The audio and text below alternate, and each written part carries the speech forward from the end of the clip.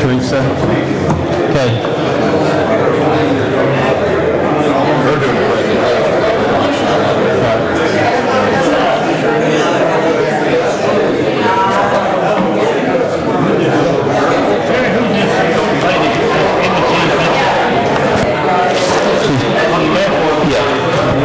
Bottom left. I know it. She doesn't act it either. We're ready. Well, good morning, everyone, and welcome to the Bullitt County Fiscal Court of November 1 of 2022, 9:30 a.m. Mr. Larry Coy, would you lead us in the invocation and the pledge, please, sir? Our Heavenly Father, we come to you this morning, Lord, just with our hearts full of joy for the blessings you've given us. We ask you, Lord, just to be with us each day, just to give us the support and the things that we need to do your will in our lives. We ask your blessing upon this meeting this morning, Lord, that everybody will conduct themselves in a way that, in a manner that we're pleasing in you. We just thank you for all of the people that put their time in to serve you and to serve this county. All these things we pray in Jesus' name. Amen. Amen. I pledge allegiance to the flag of the United States of America and to the republic for which it stands, one nation, under God, indivisible, with liberty and justice for all. Thank you, Larry. At this time, Sam, would you call the roll, please? Mr. Mitchell? Yes. Mr. Logston? Yes. Mr. Laswell? Here. Mr. Rayo? Yes. Judge Summers? Yes. All present? Thank you. Can I end the treasurer's transfer report, please? Yes, sir, that's the report that was in your mailbox for your approval for the budget transfer. One motion. Second. Got a motion by 1st District Magistrate Mitchell, a second by 2nd District Magistrate Logston to approve the treasurer's transfer report as presented. Sam, call the roll, please. Mr. Logston? Yes. Mr. Laswell? Yes. Mr. Rayo? Yes. Judge Summers? Yes. Mr. Mitchell? Yes. Motion carried. Thank you. Presentation and approval of all bills. I make a motion that we approve all bills. Second. Got a motion by 2nd District Magistrate Logston, a second by 4th District Magistrate Rayhill to approve the bills as presented. Sam, call the roll. Mr. Laswell? Yes. Mr. Rayo? Yes. Judge Summers? Yes. Mr. Mitchell? Yes. Mr. Logston? Yes. Motion carried. Thank you. Approval of minutes from the October 18, 2022 Bullitt County Fiscal Court meeting. Make a motion to approve the minutes. Got a motion by 4th District Magistrate Rayhill, a second by 3rd District Magistrate Laswell to approve the minutes of the Bullitt County Fiscal Court of October 18, 2022 as presented.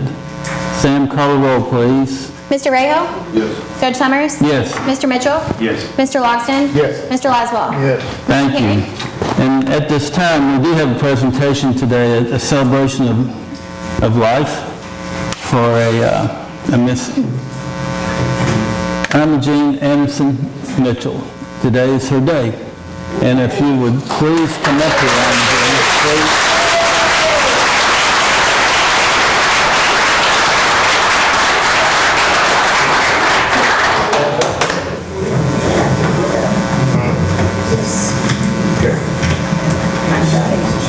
If I can push. There we go. I think they want you to step right up here. If you will, you can hang on to this, okay? Yes, ma'am. Emma Jean is 100 years old, and we have this nice proclamation for you. And I've had to blow it up because apparently my eyes isn't holding up as well as yours, so I can read this proclamation for you. So whereas Emma Jean Anderson Mitchell was born on November 3rd, 1922 in Butler County, Kentucky, and whereas Emma Jean Anderson Mitchell was married to Dewey Mitchell, a U.S. Army World War II veteran who joined his Heavenly Father on September the 13th, 1958, after 37 years of marriage. And whereas Emma Jean Anderson Mitchell is the mother of 3 children, Carol Cruz Grider, Dewey W. Mitchell, and Arthur Berry Mitchell. She has been blessed with 9 grandchildren, 20 great-grandchildren, and 3 great-great-grandchildren. Whereas Emma Jean Anderson Mitchell survived the Great Depression, When her family lost their farm, and in the 1937 flood, she was evacuated by a boat. She aided the World War II effort by working in a factory sewing uniforms. And whereas Imogene Anderson Mitchell is a lifetime member of the Oklahoma, Kentucky VFW Ladies Auxiliary, member of the Red Hat Society, the League of Women Voters, and the Church of Christ. Yes. And whereas Imogene Anderson Mitchell is a homemaker, excellent cook, baker, and pie maker. We'll have to try that out. She is a bingo expert, community and school volunteer, and was the lead bowler until age 78. And whereas Imogene Anderson Mitchell is known as Mom, Meemaw, Sis, Jean, Butterfly Lady, BFF, and IMO on Facebook. She enjoys puzzles, Jeopardy, NCIS, and vacations, and anywhere. Whereas Imogene Anderson Mitchell voted for Franklin Delano Roosevelt in 1941 and has voted in every presidential election since. And now, therefore, I, Joel Summers, Judge Executive of Bullitt County, Commonwealth of Kentucky, do hereby proclaim the first day of November 2022, now and hereafter, to be Imogene Anderson Mitchell Day. Congratulations.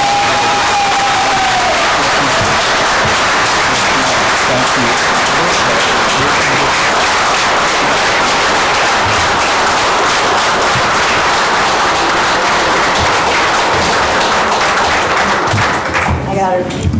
There you go.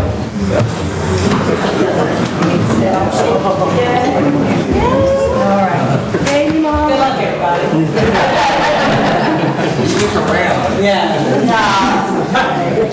Thank you. Yes, ma'am. Bye-bye. Bye-bye. You Thank stay you. safe, you hear me? Yeah, you take care. Okay, all right, Keep bye-bye. them safe. We will.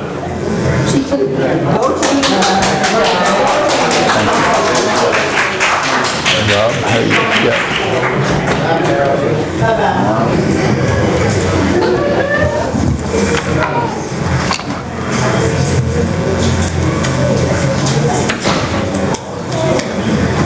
That was nice. Yep, absolutely. Thank you.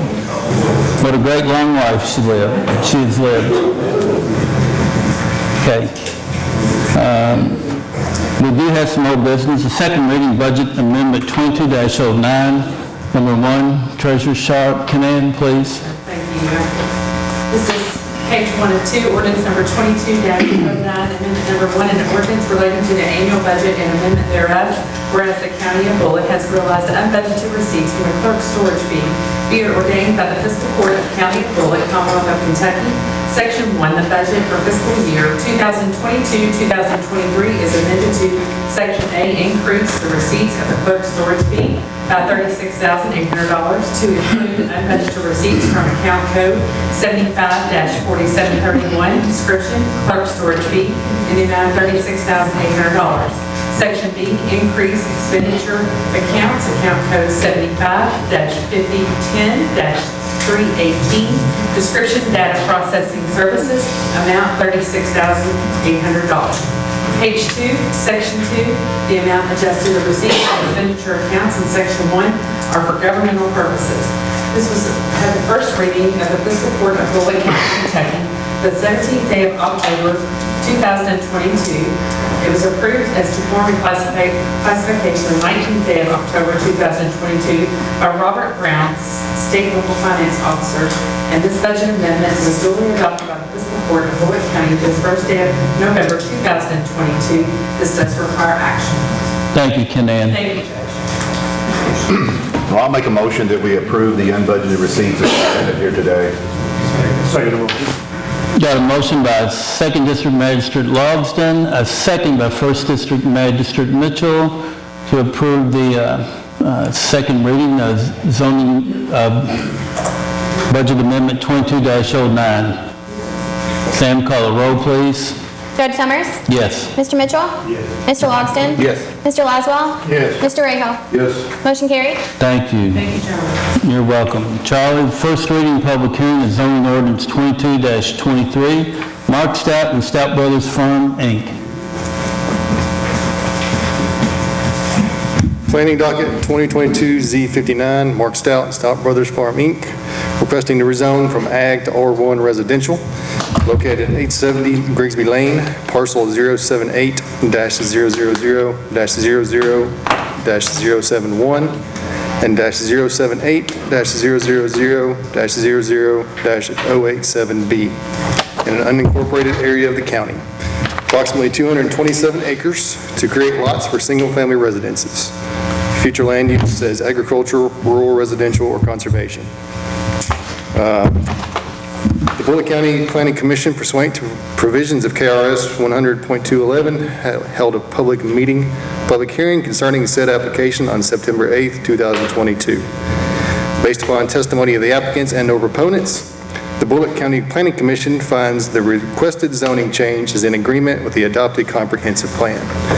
The opponents objected to the plan on the following basis: the area roadways cannot handle the extra traffic, concerns that development will worsen flooding, concerns over traffic safety, concerns of environmental degradation, and the damage to existing plants and animals. Because of the testimony received at the public hearing, as summarized herein, the Bullitt County Planning Commission recommends this requested zoning change be approved and sends a favorable recommendation to Bullitt County Fiscal Court with the following restriction. There's an added restriction that access not be granted through Vaughn Road, nor an access road be connected to Vaughn Road. Thank you, Charlie. Rob? The first reading of Common Kentucky County Bullitt zoning ordinance number 22-23. An ordinance related to changing the zoning of certain property from agricultural to R1 single-family residential. The property in question is 227.38 acres, more or less, located at 870 Grigsby Lane, in an unincorporated area of the county. Whereas the Fiscal Court of Bullitt County has to the evidence public hearing of the Joint Planning Commission and the recommendation of the Commission, the information provided in the staff report, the Office of Bullitt County Planning and Zoning, and the testimony and evidence presented at the public hearing held by the Fiscal Court. And whereas the Fiscal Court concurs in and adopts the reasons of the Joint Planning Commission for said zoning change and approves and accepts the recommendation of the Planning Commission in this matter, is set out in 7 minutes. In terms of proposed zoning change, if acceptable, it should be approved.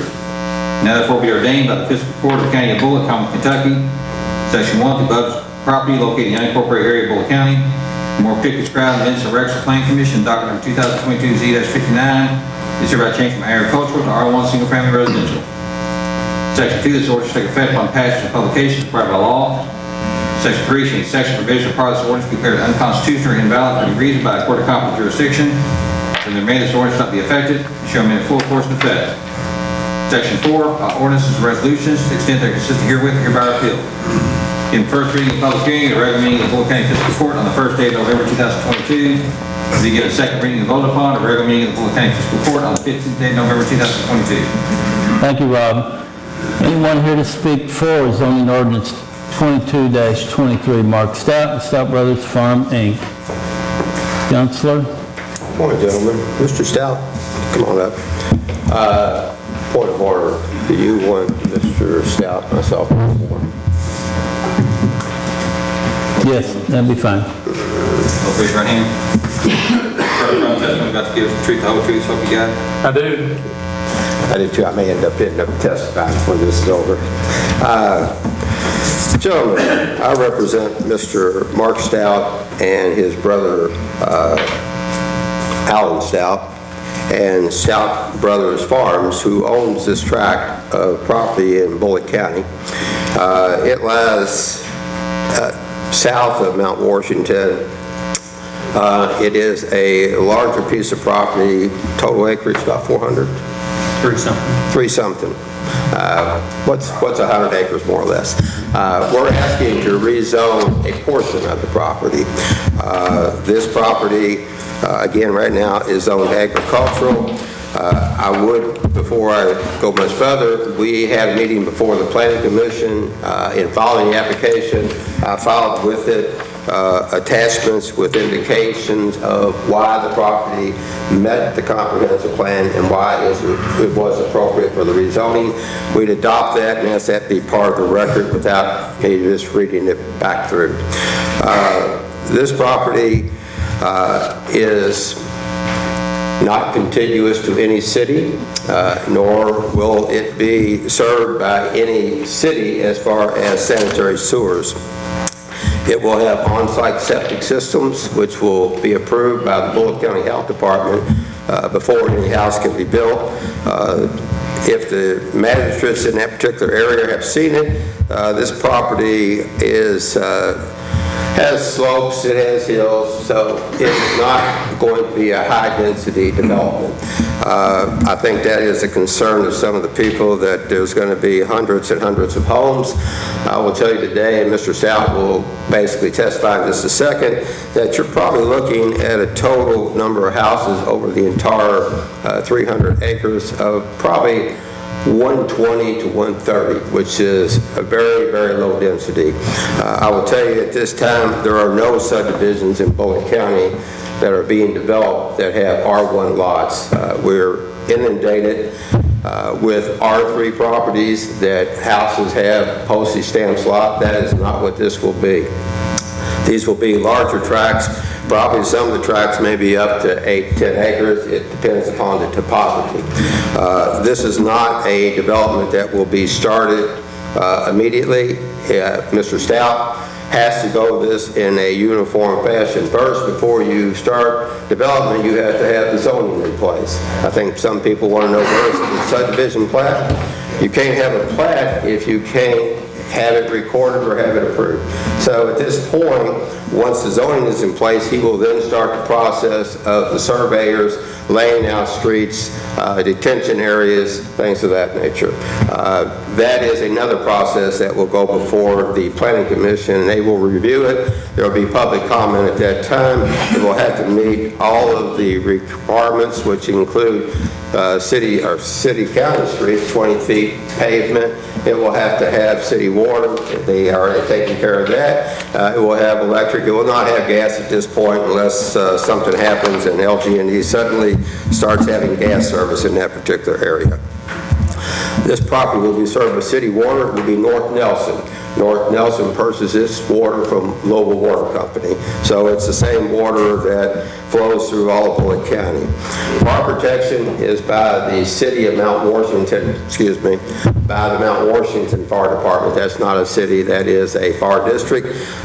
When I was county attorney, that territory in that area was taken from Southeast and given to Mount Washington because they had a much more rapid time to be there. They are straight down Barstown Road, whereas Southeast would have been on roads that are less than adequate to run high-speed trucks. Basically, we are believing that instead of this being an agricultural development, which it could, Mr. Stout and his partners could cut roads through there tomorrow and sell these off as tracts, and then they would then possibly be mobile homes. He has developed Deerwood Farms. That was a process that he started probably 25 years ago, maybe a little bit longer. And anybody that lives in Deerwood wouldn't be living there if it wasn't for the Stouts going out and putting their money into a subdivision, developing it, building roads so that they would have the homes they have today. This particular development will be an extension. It will be further back. Obviously, the main extension and access will be off of Barstown Road, which is a wide road. I cross it twice a day. I live off of 48, so I come across within a half a mile where this road will be every day, 365 days a year. I know what the traffic is. It's not going to impact the traffic.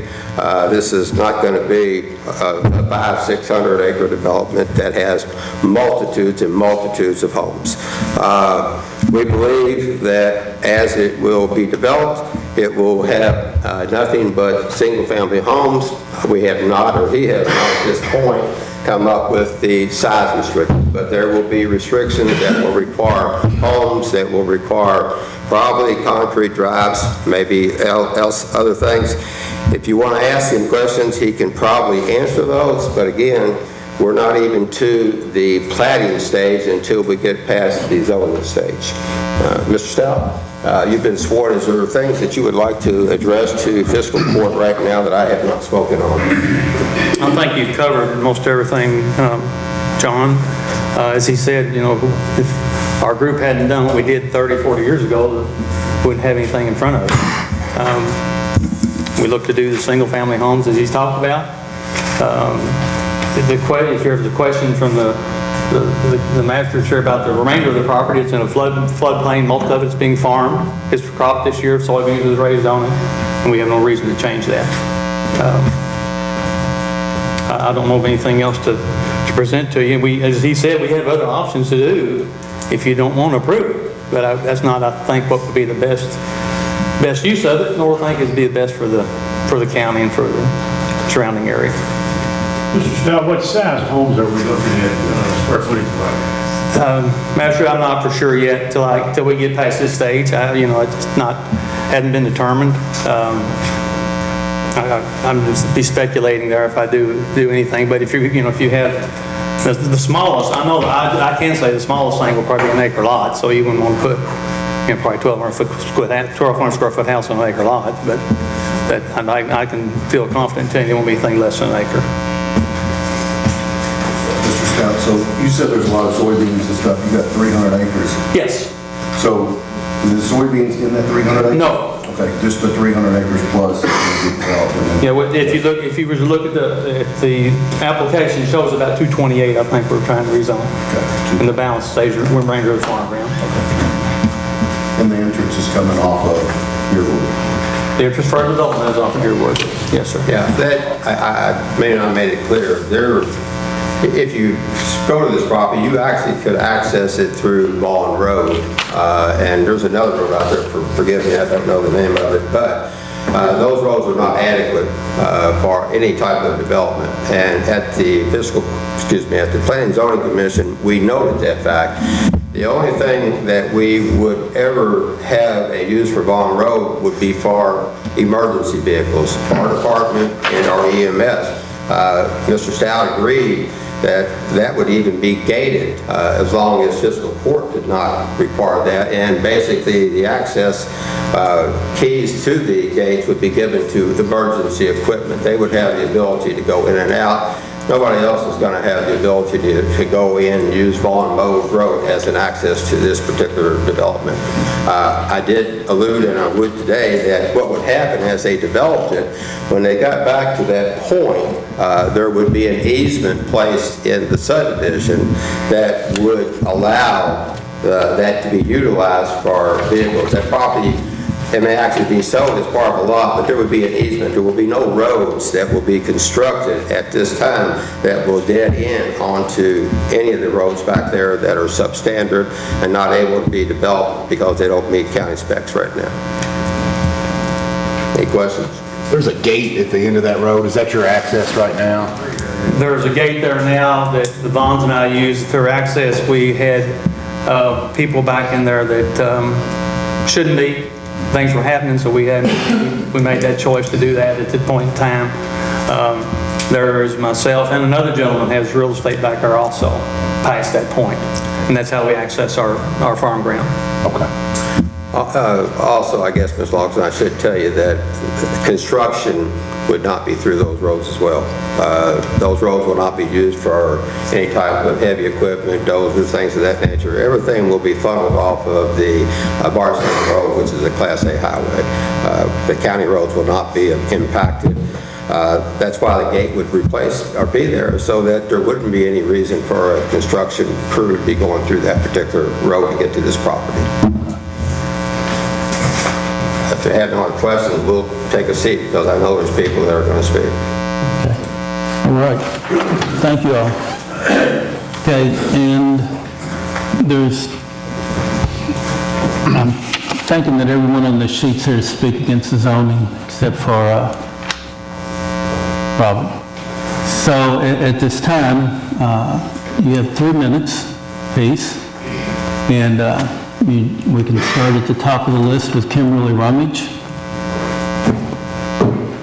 Judge, you want to swear about Yeah, swear them all in, because this is going to end up... Everyone that intends to speak, if you would please stand, we'll swear everybody in at the time.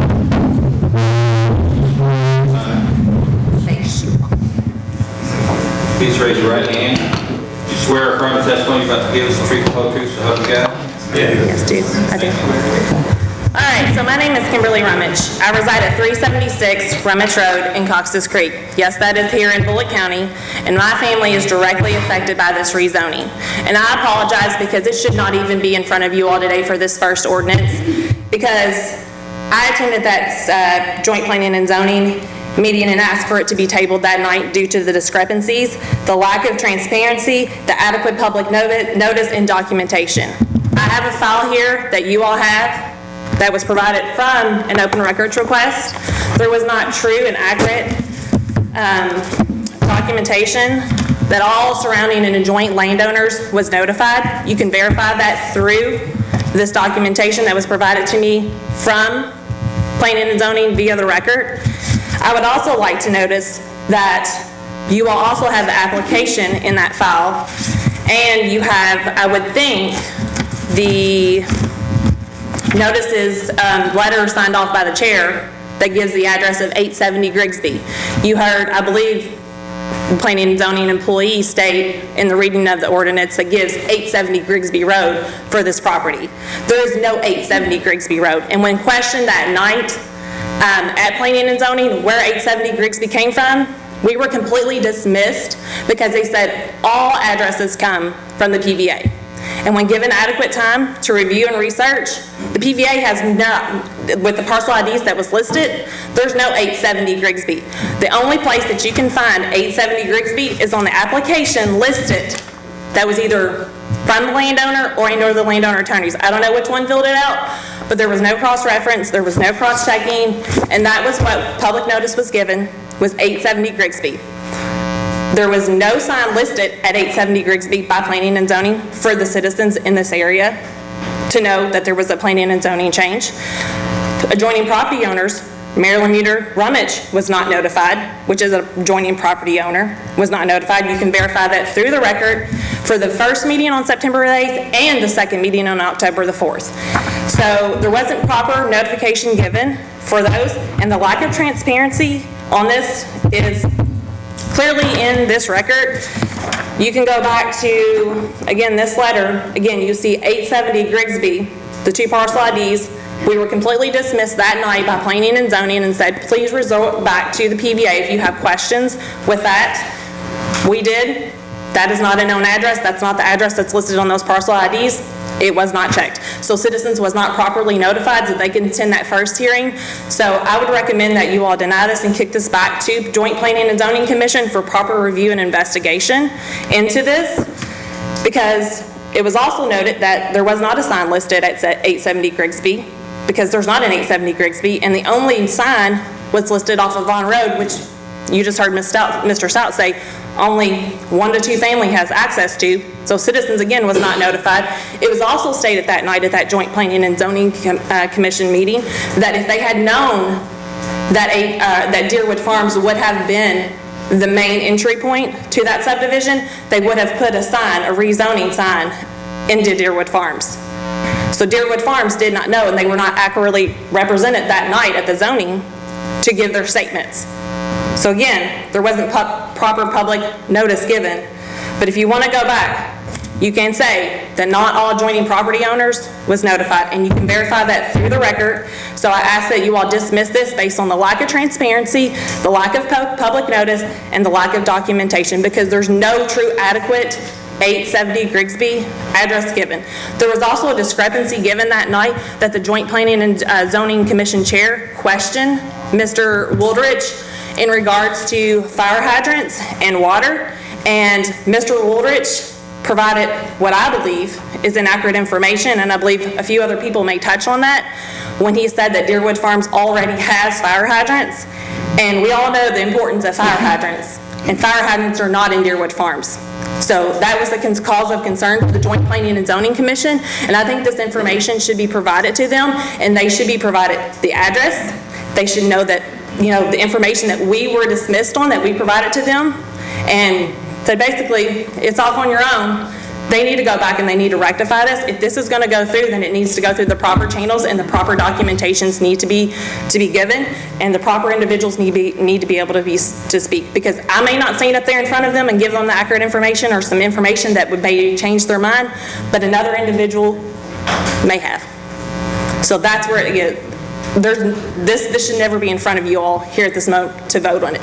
And it was stated at the last meeting that Mr. Stout was not present, and we could not proceed forward due to his possible recourse of legal action. And I would think that other citizens, adjoining landowners, Marilyn Muter, who was not notified, would have that same recourse too as well, as she was not properly notified and she wasn't given the opportunity for a rebuttal. That's what I have to say. Thank you. Very good.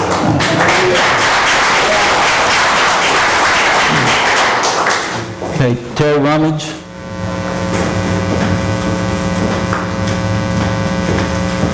I'm concerned with this 870 Grigsby address. Does anybody in here know where it is? I've lived there my whole life and I have not a clue. Does Mr. Stout or Mr. Wooders care to elaborate on where the 870 Grigsby Lane is? I mean, I think they're trying to slip something in on you. I think it's actually going to be on 870 Rummage Road, and this is an inadequate road. It's a 10-foot road. The county has no easement, no right-of-way, no passway for expansion on Grigsby Lane, Rummage Road, or Vaughn Road. The property owner owns right up to the edge of the blacktop road, and it's 10 foot wide. So I just want to make sure today that the entrance to this subdivision is not going to be on Vaughn Road. I've heard Vaughn Road mentioned, I've heard Grigsby Lane mentioned, but I've not heard Rummage mentioned. And that's what I have to say. All right. Thank you, Mr. Rummage. Aaron Allen?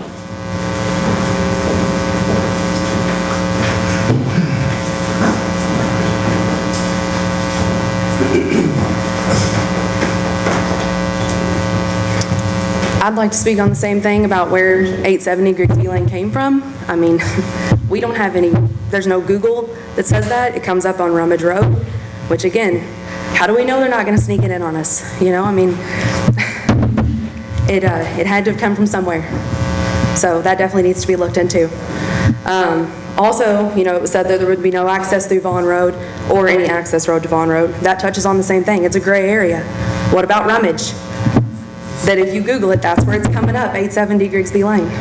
So, and also, a little bit of personal offense to that mobile home comment. I grew up on 240 acres in a single wide mobile home trailer, and I feel like I'm a pretty good person.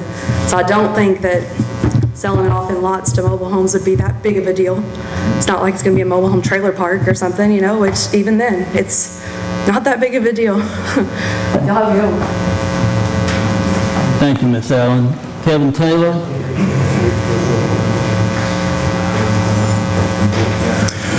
Good morning. If the court decides not to dismiss this and move forward, I'm not necessarily against this being rezoned. However, I think that there needs to be restrictions. I don't disagree and completely concur with the arguments that have been made previously. Obviously, the decisions that this court makes have effects that are years down the road, decades down the road, and sometimes centuries down the road. I know how many times I hear arguments about the traffic on 44, and if we could go back 50 years and do some different planning with a little bit more foresight and a little bit more forward thought of the future and what's going to happen, maybe some things would be different.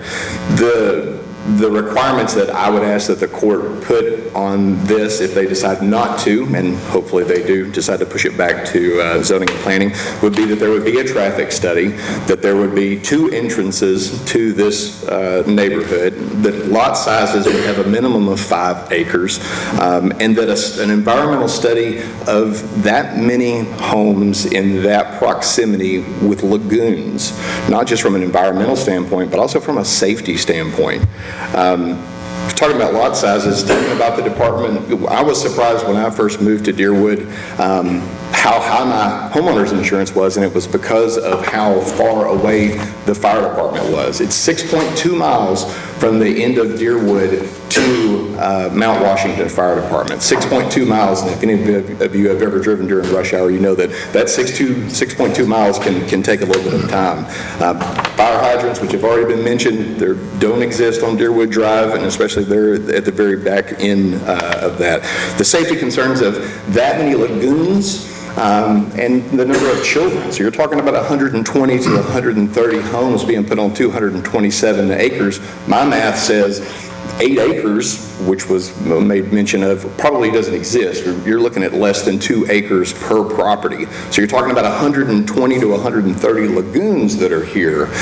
We that, unfortunately, or fortunately, however you want to look at it, live on that property that does not perk, and that we do require a lagoon. We all have the experience of runoff. When we have a big rain, there is runoff. And what is the environmental impact of that when you're talking about adding that many in that particular area, because that ridge runs right down the center of Salt River and Cox's Creek. Obviously, Salt River is a huge contributory to the Ohio River. So from an environmental standpoint, putting that many homes, especially in that particular area, I think could very well have an impact. And again, it may not be an immediate, may not be 5 years from now, but it could be something that 10, 20 years down the road, our children look back and go, I wish they would have thought about that. In regards to traffic, so when you come out on 150 there, that is the only 2 lanes for over 12 miles on the northbound side. And if you've ever been on 150 stuck behind a traffic or a Sunday driver and you're ready to get past that person, you finally come after 12 miles, because the only other 2 lane is all the way back in Bardstown. And you get to that point, you've got a lot of traffic that's trying to shift lanes there. And that's right where Deerwood pours out onto 150. My time is up, so I will concede the rest of it. Thank you. Thank you. And thank you, Mr. Taylor. Barbara Henderson.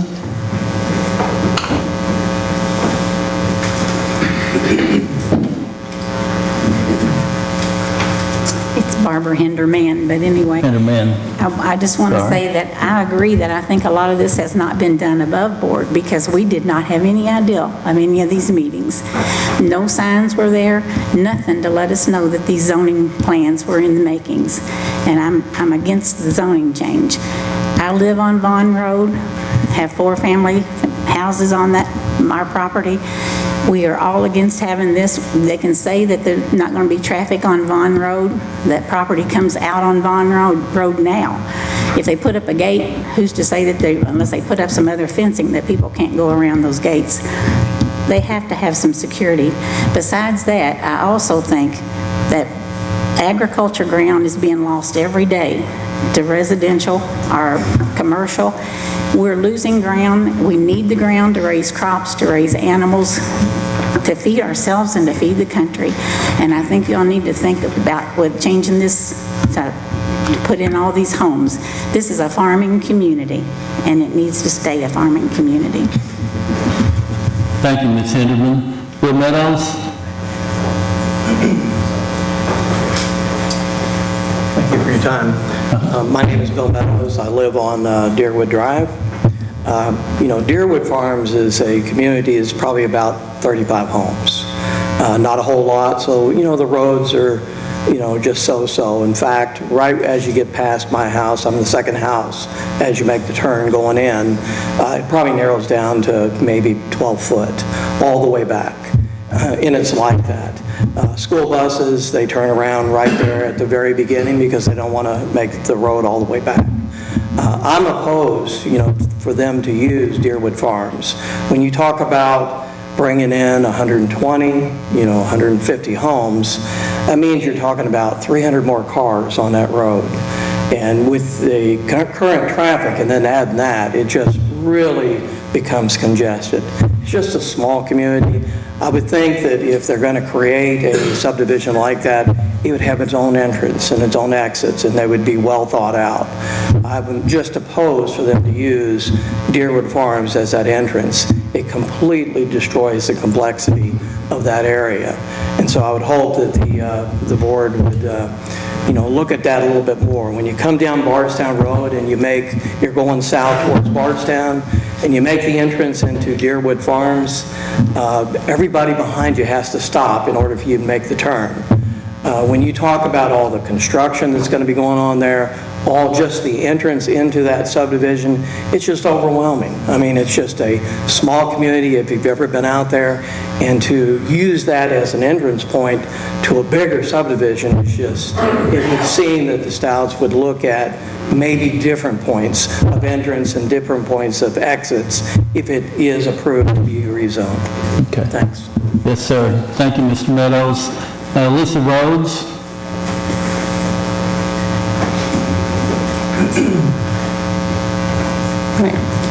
I live off of Vaughn Road. I'm one of the residents that was never notified about any of the meetings, September, October, and barely found out about today's meeting, so that very much upsets me. So they're talking about, there already is an entrance off of Vaughn Road for this property. You are saying that an emergency. I encourage any of you all to drive this area. There is steep hills, steep embankments, ditches, emergency vehicles. If we meet a semi out there now for agricultural, you can't get off. They have to get off. We have to back up in the pitch dark, back up and hope you don't go off of one of the ditches or the embankments. Somebody's going to get killed. This is dangerous. You can't even do an emergency exit for this property. This is too much traffic. For them, like I said, 120 houses. If you had 2 kid drivers, 480 vehicles. If this is going to be any kind of farming land, trucks are going to pull trailers, tractors, having to pull in there. That is just way too much traffic. So I just think you guys need to personally drive back this property, take a good look at it. You can't even do an emergency gate off of Vaughn Road. Okay. All right. Thank you, Ms. Rhodes. David Johnson?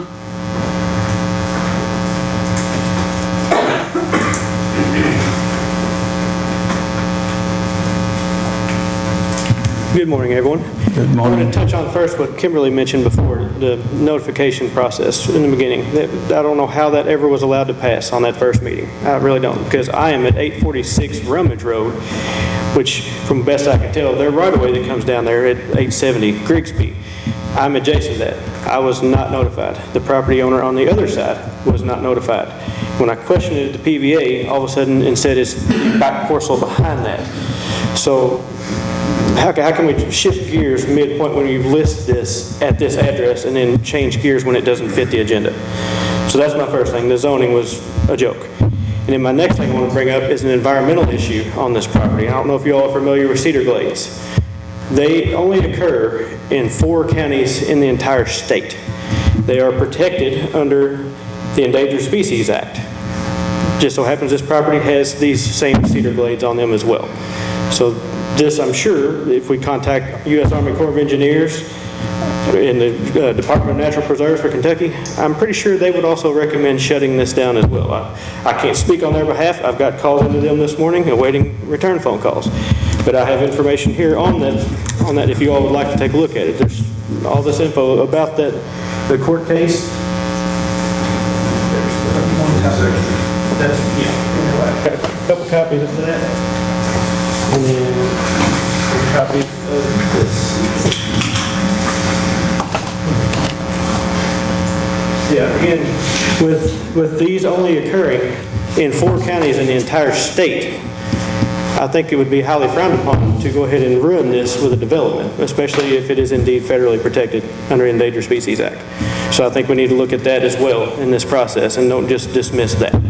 Thank you. Okay. Thank you, David. Darren, C-U-S-T-L-E, is that right? I have nothing further. Okay, thank you, sir. Mike Breeden?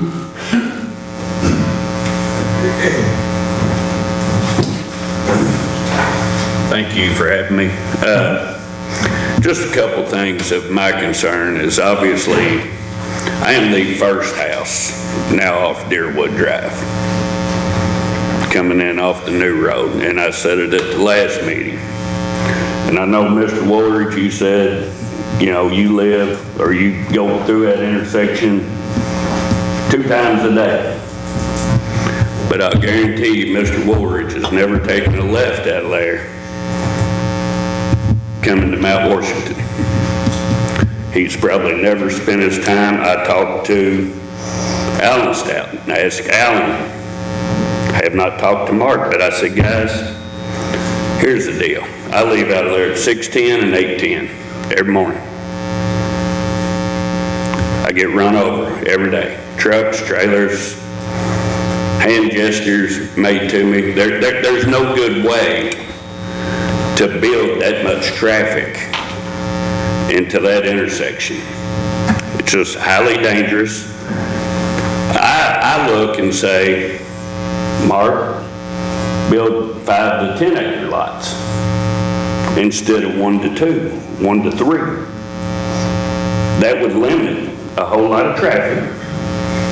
And I'll agree with everybody that lives down on Rummage. That's not an option. That road scares me when I go to Davis. You know, and that's in my car. So I agree, that's no option. Maybe let them find another option away from all of us. Build it going up the hill. Find something across the bridge. Build a bridge through the bottoms, through their farmland. You know, let them build that. But I'm just telling you that there is no way that we can handle 120, 140 homes coming out of that subdivision. Not with the way that the state built that road. I mean, it's just not feasible at all. Thank you. Yes, sir. Thank you, Mr. Braden. Tony Etheridge?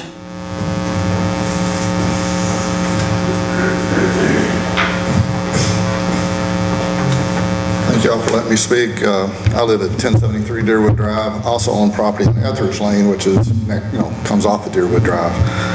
Same as what Mike Breeden just said. My big concerns is, Deerwood Drive cannot handle that traffic.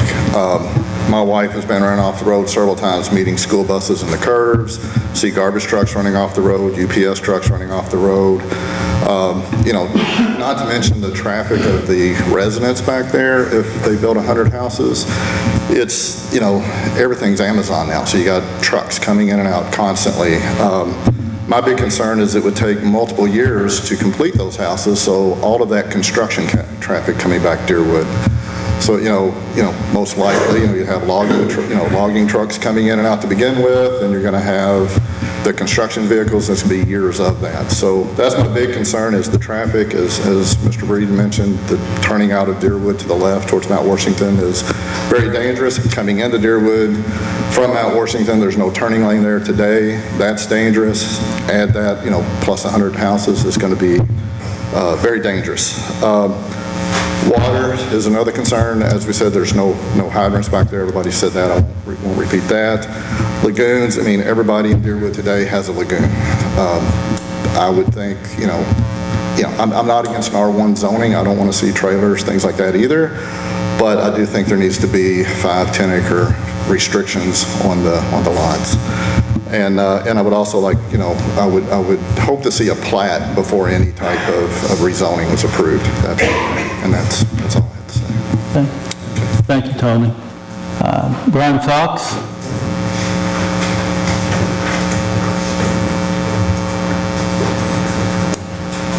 Thank you all for letting me come in here today. I live back 326 Etheridge Lane. It's off of Deerwood. That's the main access to that. Most people have already touched on, the lagoons and the restriction as far as the size limits with the traffic and all that common sense stuff. My thing is the 5 acre minimum would be great. That Mr. Stout claimed earlier that was the reason everybody has their house in Deerwoods now. They let everybody build there, and that was a 5 acre restriction. Everybody's there, and I don't know if that was because of lagoons and environment. I don't know what that was, but everybody that lives in there generally has at least a 5 acre. So, I think that would help solve most everyone's problems. If they do move forward with this, if we could at least make that a minimum of 5 acres, that would help with everyone's problems. So that's basically what I got. Thank you. Thank you, Brian. Brenda Fox? I don't have anything. Thank you, ma'am. Norma Etheridge? I don't have anything. Thank you, Norma. Here's a familiar name. Joseph Ronnie Fick.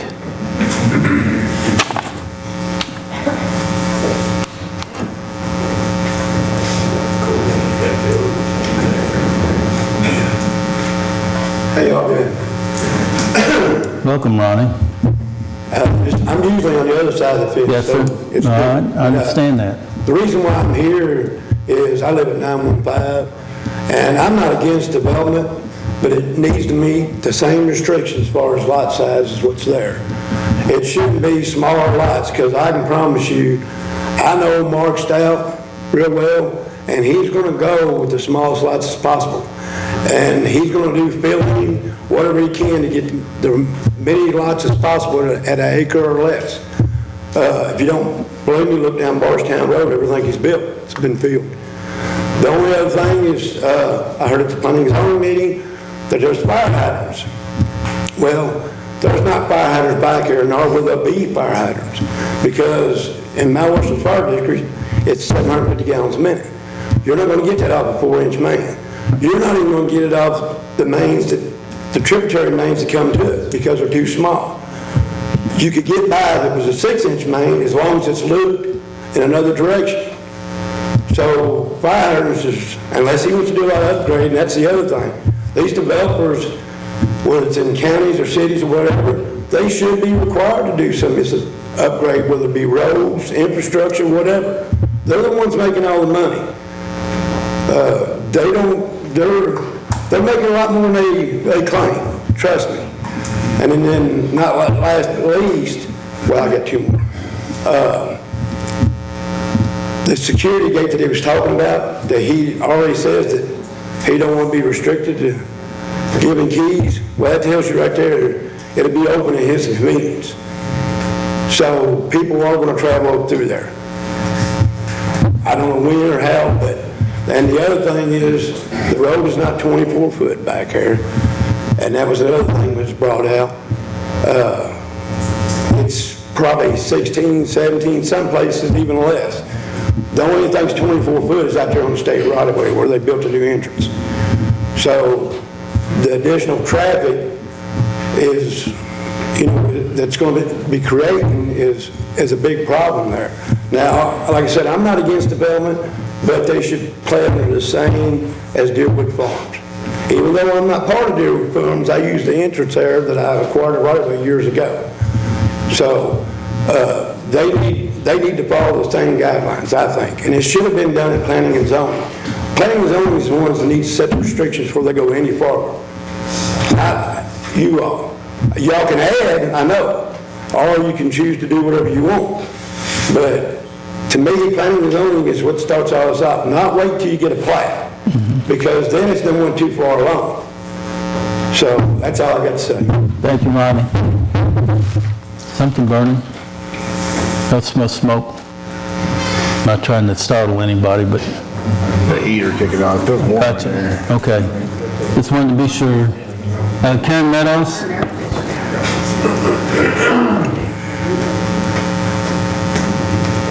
Thank you for allowing us to speak, allowing me to speak. I've lived in Deerwood for 32 years. It's the kind of neighborhood where people don't move. Once you get back there, you stay. And so a lot of these people have lived there longer than us, some 20, 15 years. So it's a nice neighborhood. On the courts especially, your kids can ride their bicycles, ride their scooters. I can walk through there. And it's just that kind of neighborhood. To think about increasing the traffic 300-400%, all that's gone. You've totally changed the complexity of the neighborhood. Also, there are 2 S-curves on the way back in there, and they're totally blind. The thought of construction vehicles going in and out all day long in those curves is very dangerous. You'll never be able to do it. There's always going to be problems. And our roads are Bullitt County, but the entrance is Spencer County. Spencer does not maintain that road. Bullitt County does. Our road's nice, but when you get past my house, it doesn't get maintained. So all that entrance there onto Bardstown Road is Spencer County. Also, it's very dangerous to pull out there. There's a hill that comes up right up Bardstown Road, and we can pull out and there's no traffic. By the time you get turned on the road, somebody's right behind you. So several fatal accidents have happened on that entrance there. And so I'm happy for Mr. Stout to develop his property, but it needs to have his own entrance so it doesn't impact our neighborhood. Thank you. Thank you, Karen. Ken Baker? Thank you, and I am just repeating the words that you've already heard from these people. The entranceway immediately off of 31E 150 is probably 24 feet or so, but by the time you get up to Mike Breeden's, an eighth of a mile, the road is down to like 17 feet, and it's just impossible for a school bus to go back there and have this kind of construction in our neighborhood for years and years. This isn't a day-long thing, one house being built. The other thing that I need to mention here is that you just do the math of the words of how many houses will be built in this 220 acres. I mean, it's 2 acres. And that's not even committing to the 2. And the very next words you hear after 200 acres and 100 houses, and I'm using round figures, is 8 acres. Where'd the 8 acres come from? And that's exactly what was said in here. Like we're supposed to just, I don't know, forget that we have a brain. It's a bad situation. I think that people, and Mr. Stout, he has every right to develop his land, and he needs to bring a road in and suffer that cost to serve an additional separate housing development, bring it in somewhere. He's got land halfway up the hill on the new road. Bring it in through there. Bring yourself a road, and everybody's happy. So, thank you. Thank you, Mr. Baker. Agnes Baker? I'll pass. Thank you, ma'am. Mark H.E., you have to help me here. Hellier? Yeah, there you go. Thank you. Thank y'all for allowing me to speak this morning. Myself, the same sentiments as, I live on Deerwood, matter of fact, the same as everyone else. There was no notification given for the first zoning meeting, so nobody had any idea. We were kind of blindsided with that. And then another thing, as you've heard already, the road size. It's nowhere near wide enough. We got blind curves. And there's just enough room for 2 regular-sized vehicles to pass on that curve, you know, let alone logging trucks, construction vehicles, and the like. If there's 130 houses built, you know, that means almost 200 or more cars every day zooming up and down the street. As Ms. Meadows said, we like walking our dogs on the street. That'll be gone. We won't be able to do that safely. Deerwood and the hydrants. There's no fire hydrants at all. I'm a retired fireman, so I know about water. And there's not a hydrant one anywhere near Deerwood Farm or either way on Bardstown Road. We moved out there for the quiet and the space. And no hustle and bustle of traffic, and all that'll be gone if Deerwood is the main thoroughfare through to the new development. Deerwood's it's a quiet, slow-paced country road dead end. You know, and I'm sure I speak for everyone else on Deerwood that we'd like to keep it a quiet, country, slow, dead end road. Thank you. Thank you so much. Mike Blackburn? Burn?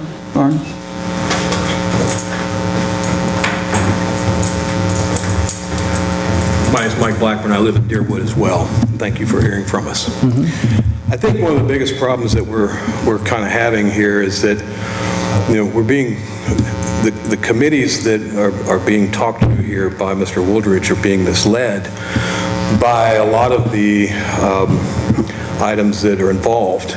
As most people here have told you, for everything from water being there to road width to so on has been misleading. So, but what I would like to say is that my neighbors have come before you today to express their concerns and their disapproval of making our small, quiet, dead-end subdivision an entrance to a would-be otherwise unattached development. I'll not take your time and rehash all the viable reasons this plan should not go forward.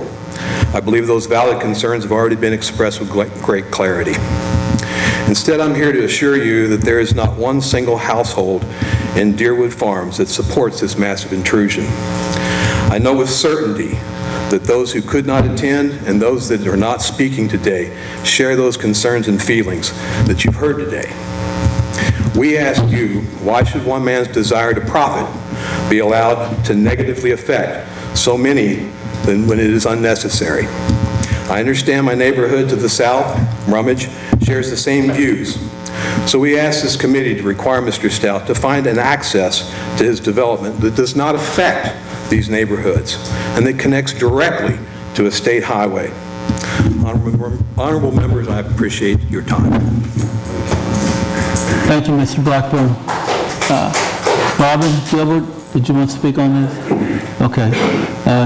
Jim, I can't read your last name. H-E, I think it's H-I. Paul? I would just like to thank my neighbors for doing a better job of speaking than I would have. And thank you guys for your time and consideration. Yes, sir. Thank you, Mr. Hall. So at this time, we've been going for about an hour, and I think I'd just like to call for just a small break here for a few minutes, so I need to go to the restroom. Okay?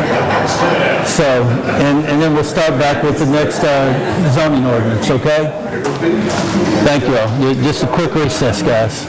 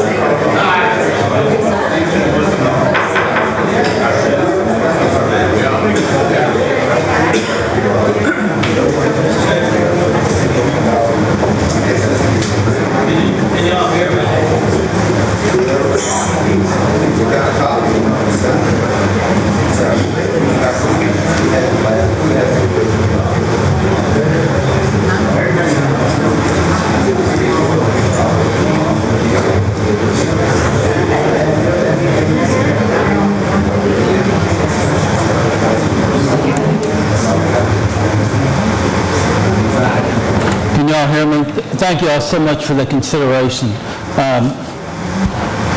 There's been a point of order brought to me by the county attorney to address some of the concerns of everyone who spoke. If Mr. Woolridge would like to speak to some of it, he can either do that or he can decline.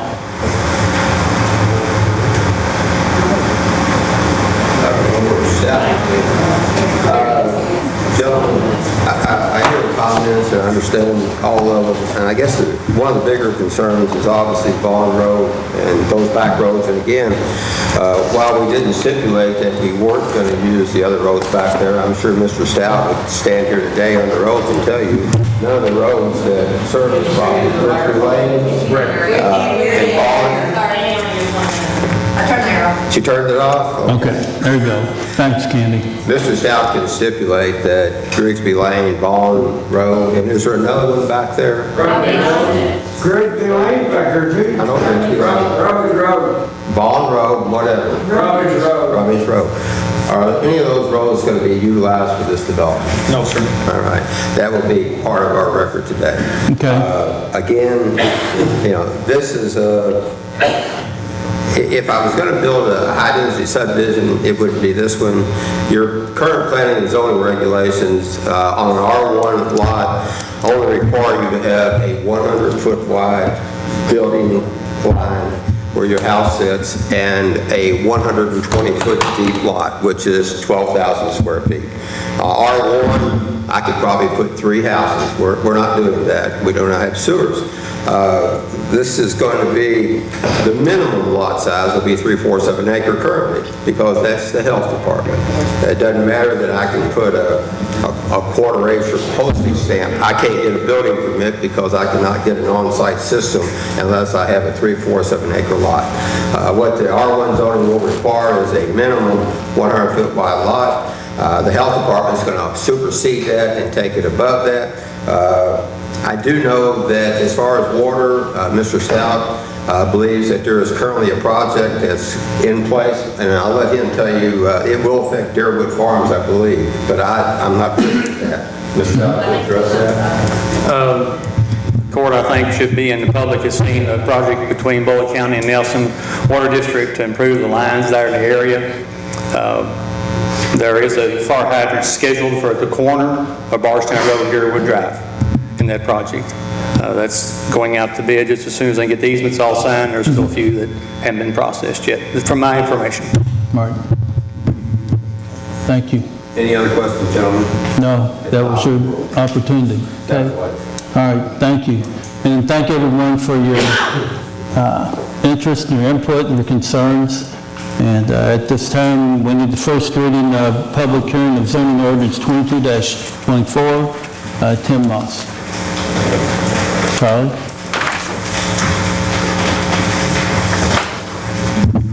Planning docket 2022Z-60, Timothy Moss, requesting to rezone from R1 to R4 residential, 5704 Brooks Hill Road, parcel 018-00-00-089 in an unincorporated area of the county, approximately 0.574 acres more or less.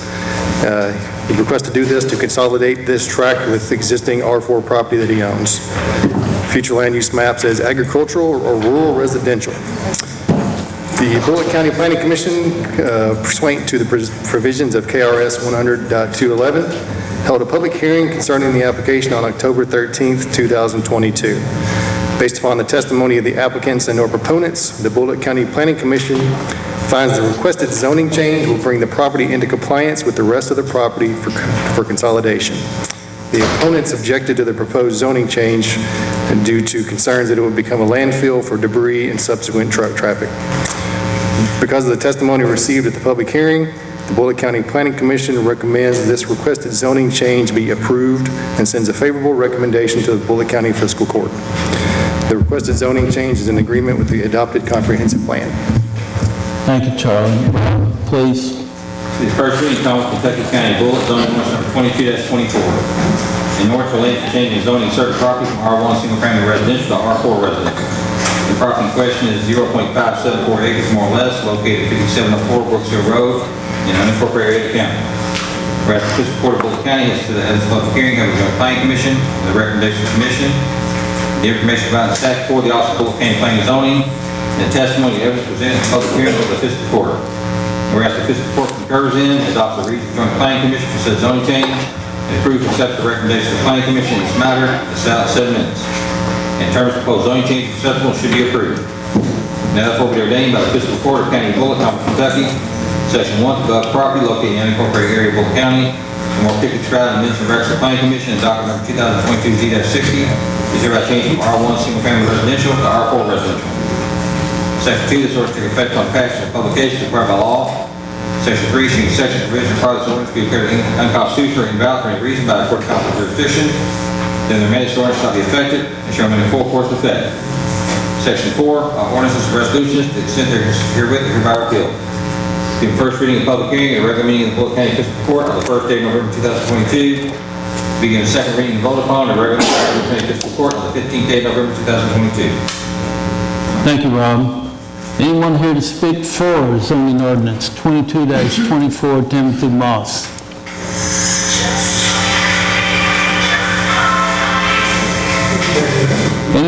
Anyone here to speak against zoning ordinance 22-24, Timothy Moss?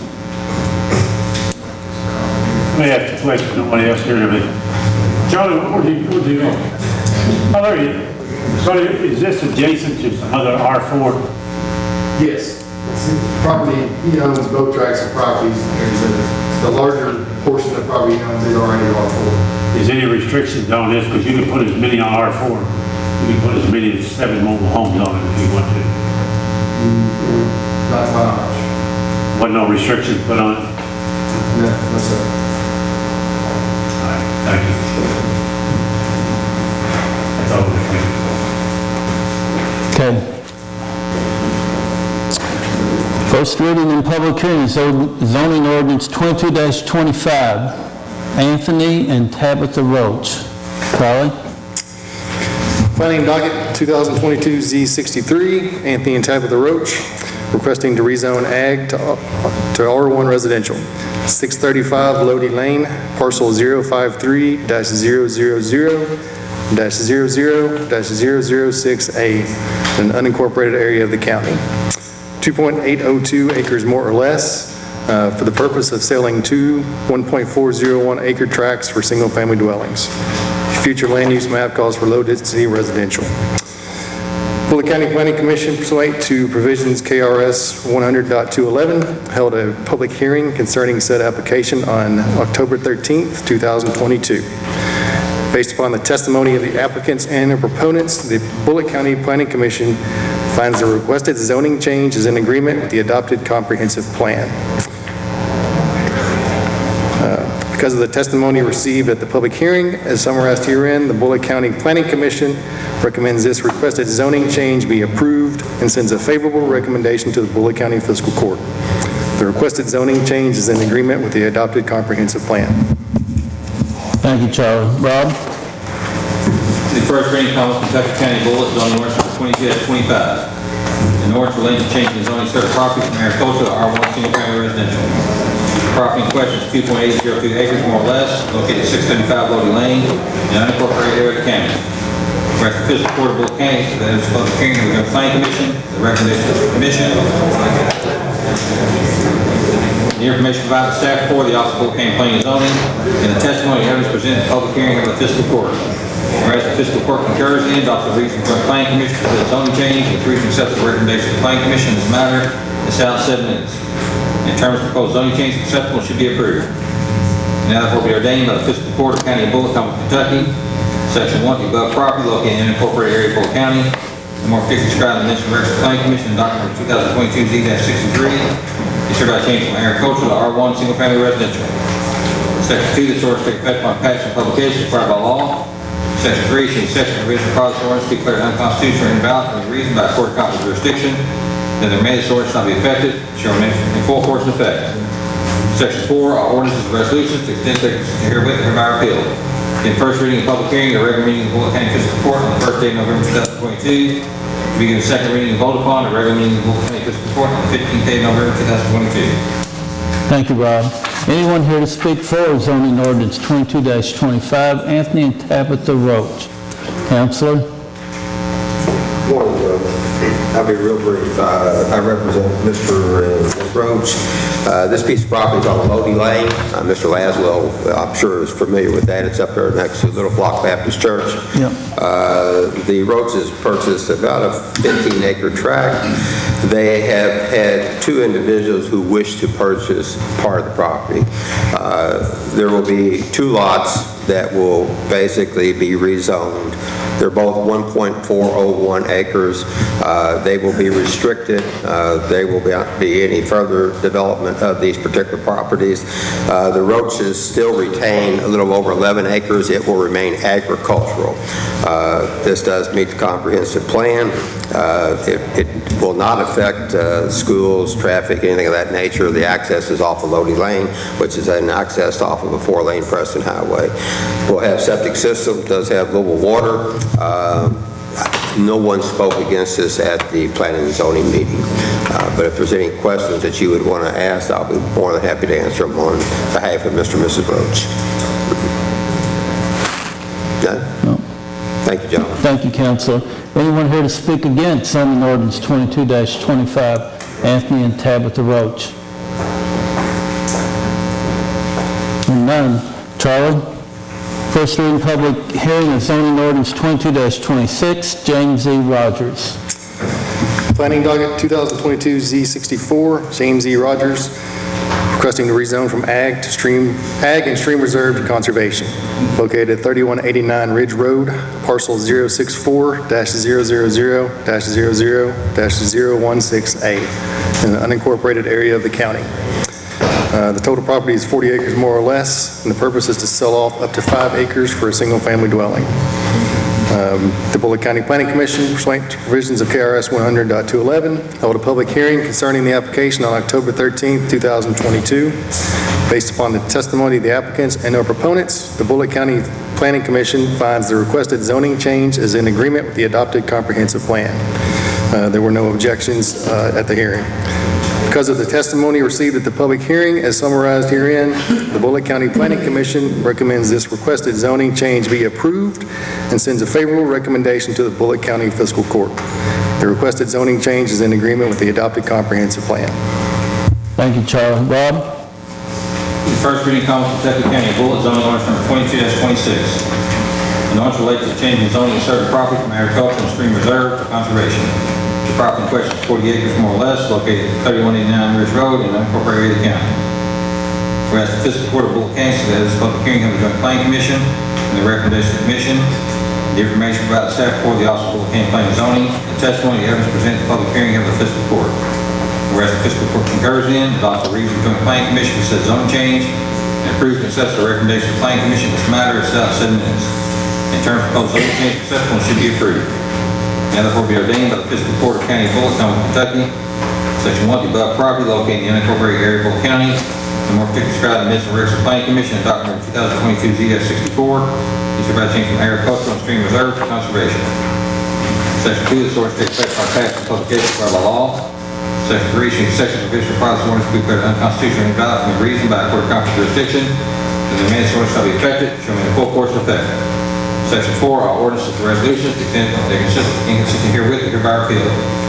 The first reading of public hearing in the regular meeting of the Bullitt County Fiscal Court on the first day of November 2022. Begin the second reading of vote upon the regular meeting of the Bullitt County Fiscal Court on the 15th day of November 2022. Thank you, Rob. Anyone here to speak for zoning ordinance 22-26, James E. Rogers? Anyone here to speak against zoning ordinance 22-26, James E. Rogers? Okay, thank you all. Justin, actions requested to accept the bid for the pagers for all the fire departments.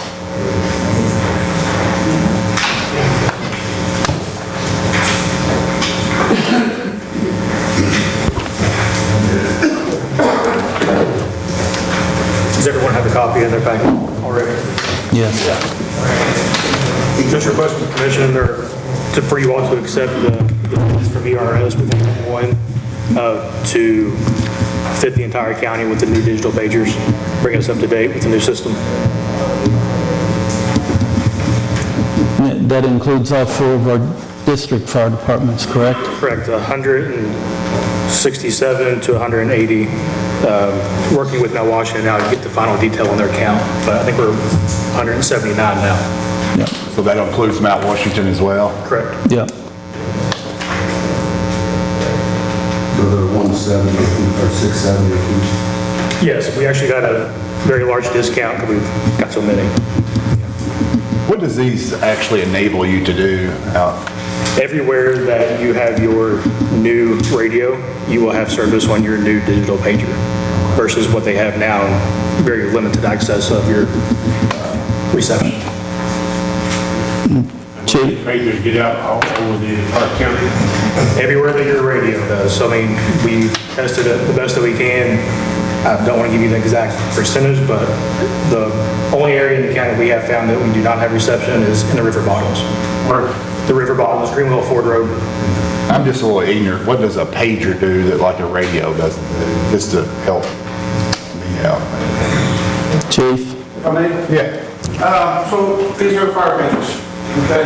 What that allows us to do is every time a fire department gets a pager right there, we catch a run, this is a run with Oklahoma right. So it comes to the 911 dispatch center. Dispatch gets all the information. They hit a button, tones it out. The pager reads the tone and it repeats the information back to us. Okay?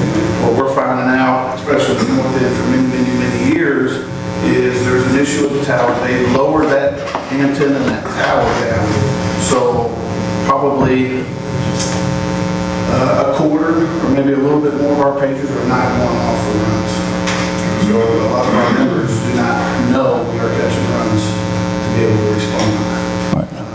So we approached the county about trying to find the fix for it, and with us upgrading to the 800 system, tested out the 800 pagers probably for about 6 months or so amongst all agencies, and it seems to be the fix for the problem. So it's kind of a communication system, so you're not really bogging down, I guess, your radios, all that's not going through the radios. Correct. We have limited lanes for our radios.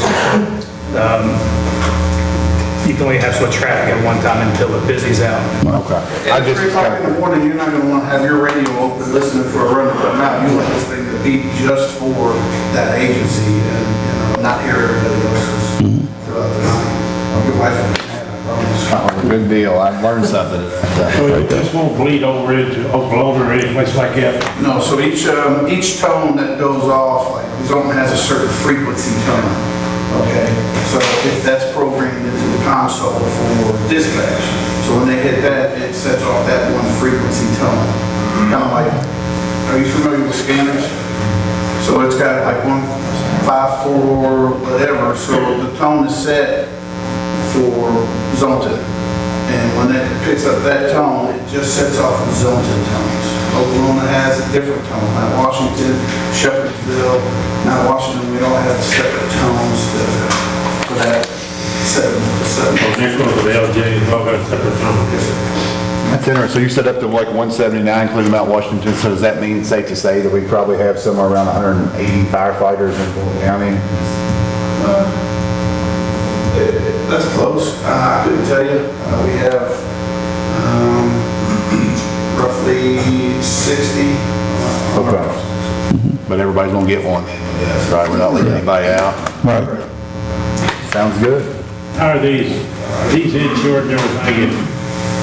When the first responders are out there and everything, and these things get water on them or get damaged, is there an insurance that we got to cover these and replace these if one of them gets damaged? Are you familiar with that? Policy? I didn't see one. I think all it is going to cover is just the regular manufacturing warranty. I know like for these, when we bought these, you can buy an extended warranty on them. Usually we just send it back and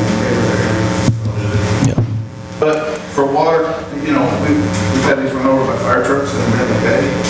So, I mean, they're pretty stout, so. And the newer ones are actually a little bit heavier duty. Do we need to make any kind of recommendation or change to that to increase that number? It's got 167. Do you need to move that up? It was one this morning. Okay, and what's the total on that? 179. So 179 quantity? Yes. I assume that's something we want to change in the motion.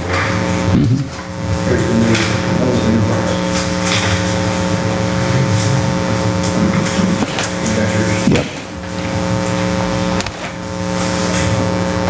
That's the newest one. Okay.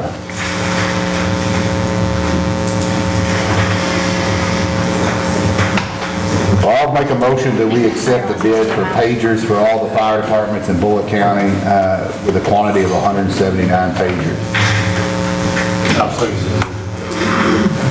Got a motion by Second District Magistrate Logsdon, a second by First District Magistrate Mitchell, to approve the pager bid of $122,419.89.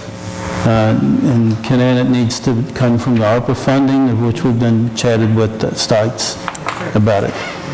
So, could Sam call the roll, please? Mr. Mitchell?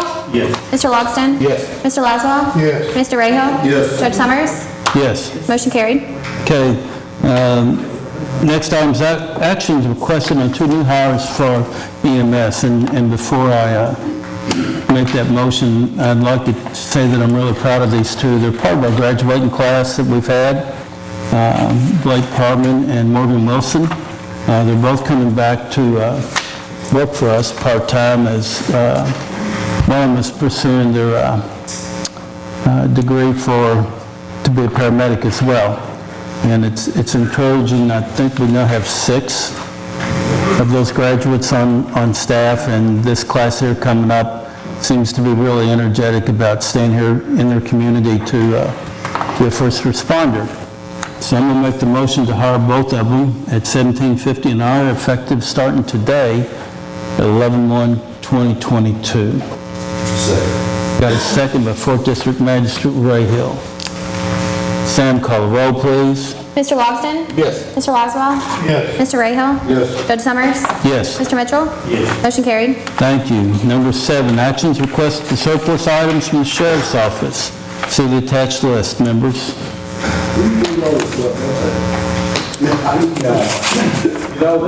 That particular program has worked out very well for us. When I took office, the sheriff's office was paying $40 a month additional to pay their phone bill because we required deputies to have phone. And so what we were able to work out with AT&T is for less than $40 a month, AT&T provides us with a telephone service, and we pay it for the sheriff's office, and so everybody has a phone. Well, what we wind up doing is every year, our deal with them is that we surplus the phones that we got last year.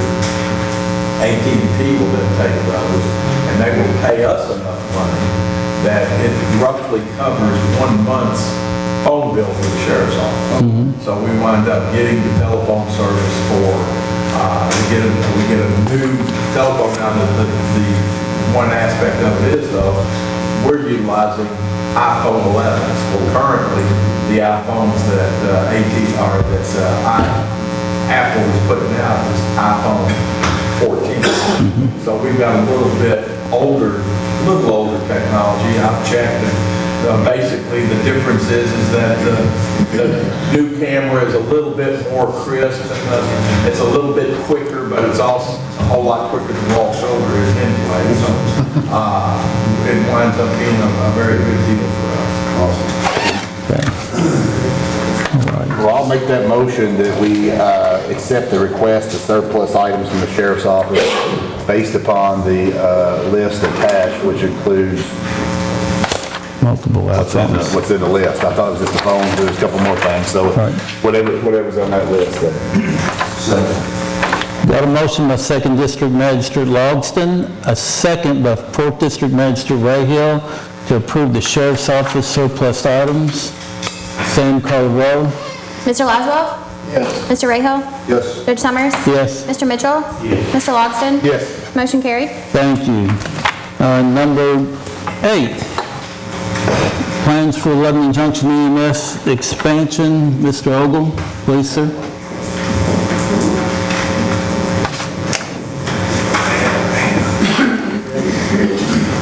Good afternoon there. Y'all on overtime today. Yeah. All right, we're here today to propose this EMS building in Lebanon Junction, adjacent to the fire department. And I hope y'all got drawings on that. We do. All right. You go to the C2 there, the scope of work, what actually is in the building, what we're proposing, how to build a building. And where the site is, we're going to take the vegetation, and there was a building there, so there's a lot of gravel there, so we're going to get it graded down and bring in 6-inch stone around the building once we get it. But we got a railroad track there, and I think there's regulations on how many feet. I think it's 35 feet we got to stay off at, so that's going to take a little bit of the area, so we might have to turn the building or bring it out, but we'll work that out on site. And it's a pre-engineered building. That means it's steel and with footers and a 6-inch slab around it. And if you look at it, the bay area there is the walls will go all the way up to the ceiling. And the eave of the building is 25 feet. And I think the doors, 18 feet is the, yeah. Let me get to this page here. And go, if you can go to the floor plan. Okay, there's the floor plan. We got offices, you got a storage room, you got mechanical room there. It's going to be the water heater and HVAC stuff. You got and in that area there, we got garage doors. And we have cold rayback heat comes in between them where the two, the two, right in the middle of them, we'll go from one end to the other with a cold rayback, and that's for the heat in that area there. And 2 restrooms with a shower, and in the showers will be epoxy flooring on them, and in the of course in the toilet rooms will be tile, and then a break area be VCT. And the lockers, we'll put lockers down through there, but we'll make them whatever we can get, because you've got a walking area through there. Whatever it is, we'll make them as big as we can there. We propose 18 by 24 of them right now. And it will, like I say, it is a metal structured building, so it'll have the roof will be standing seam metal, and on the outside will be metal. And the colors and stuff we'll have to get with when we put get the submittal pack together and get everything submitted. We'll have to, the mayor, whoever's going to pick out the colors on this building. And inside too, on them colors there. And on that, on this area here, you got in the bay area there, we got 2 chargers that will be in the ceilings where they can charge each unit. They'll pull down reels and charge each unit with them. And then that's a GF. All your plugs and switches on the left, and then all your lighting will be on the right there.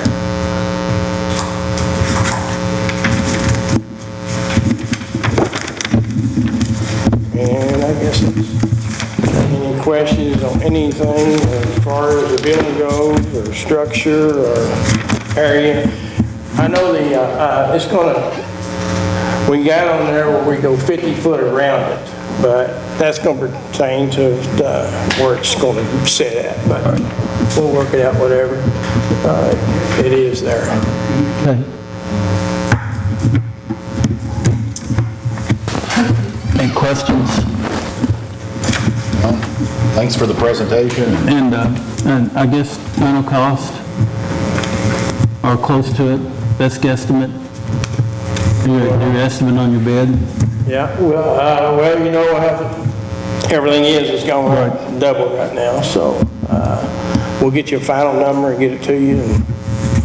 But but that pertains to a starting date, you know. Right. If I give you another price and it starts, you know, a month or two later, it could go up again, so. Okay.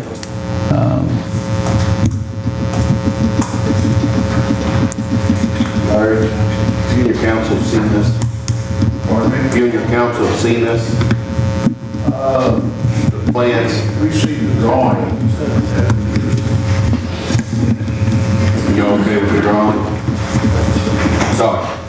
Yeah, the original drawing came out as somewhat, just a little bit different from that, and they tweaked some things, some areas on it, some things for the better, obviously.